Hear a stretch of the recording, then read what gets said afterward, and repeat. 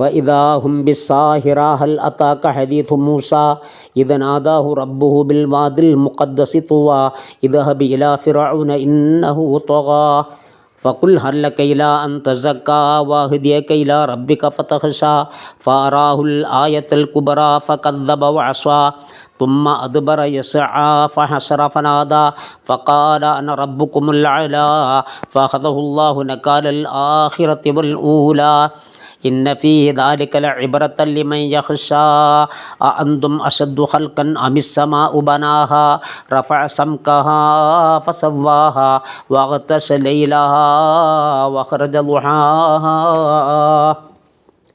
ഉടനെ അവർ ഉണർന്നെഴുന്നേറ്റ് ഭൗമോപരിതലത്തിലെത്തും. തുവ എന്ന വിശുദ്ധ താഴ്വരയിൽ വെച്ച് തൻ്റെ റബ്ബ് മൂസാ നബിയെ വിളിച്ച സന്ദർഭത്തിലുണ്ടായ സംഭവം താങ്കൾക്ക് വന്നിട്ടുണ്ടോ? താങ്കൾ ഫിർഔൻ്റെ സമീപത്ത് ചെല്ലുക, തീർച്ചയായും അവൻ അതിര് വിട്ടിരിക്കുന്നു. എന്നിട്ട് ചോദിക്കുക, വിശ്വാസം വിമലീകരിക്കാൻ നിനക്ക് സന്നദ്ധതയുണ്ടോ? നിൻ്റെ റബ്ബിലേക്കു ഞാൻ നിനക്ക് മാർഗദർശനം നൽകുകയും അങ്ങനെ നിനക്ക് ഭയപ്പെട്ട് ജീവിക്കുകയും ചെയ്യാം. അങ്ങനെ അദ്ദേഹം അവന് ആ വലിയ ദൃഷ്ടാന്തം കാണിച്ചു കൊടുത്തു. അപ്പോൾ അവനത് തള്ളിപ്പറയുകയും ധിക്കാരം കാണിക്കുകയും ചെയ്തു. പിന്നെ അവൻ പിന്തിരിഞ്ഞ് കുതന്ത്രങ്ങൾ നടത്തിക്കൊണ്ടിരുന്നു.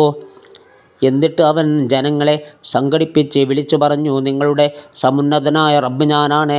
തൽഫലമായി അള്ളാഹു ഇഹപര ശിക്ഷകൾ നൽകിക്കൊണ്ട് അവനെ പിടികൂടി. ഭയപ്പെടുന്നവർക്ക് അതിൽ വ്യക്തമായ പാഠമുണ്ട്. തീർച്ച നിങ്ങളുടെ